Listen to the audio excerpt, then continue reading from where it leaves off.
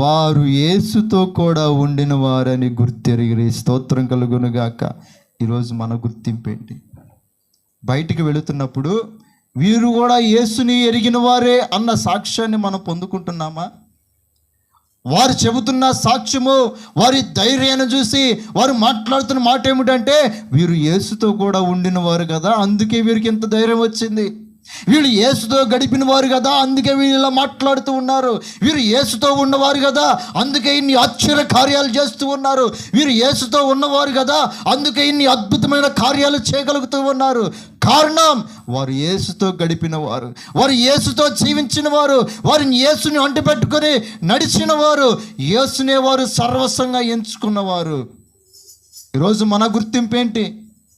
ఏం గుర్తింపు ఉంది మన వెనకాల? ఏం గుర్తింపుతో మనం నడుస్తూ ఉన్నాం? మనల్ని చూసి ఇదిగో వారు గుర్తుపట్టి, మనుషులు గుర్తుపట్టి వీళ్ళు దేవుని బిడ్డలు కదా అనేటువంటి గుర్తింపైన మనం పొందుకోగలుగుతున్నామా? పట్టుకొస్తే అక్షరముకు రానటువంటి ఆ విద్యులైనటువంటి పామరులను చూసి వారు సాక్ష్యం ఇవ్వడానికి గల కారణము, వారు యేసుతో కూడా ఉన్నటువంటి జీవితాన్ని చూస్తూ ఉన్నారు. యేసయ్యతో మనం ఎంతగా జీవిస్తూ ఉన్నాం, యేసయ్యతో మనం ఎంతగా ఎంత అనుసంధానం కలిగి ఉన్నాం, ఎంత సంబంధం కలిగి ఉన్నాం, ఎంత స్నేహం చేస్తూ ఉన్నాం యేసయ్యతో, మనం ఎంత సహవాసం చేస్తూ ఉన్నాం, ఎంతగా గడుపు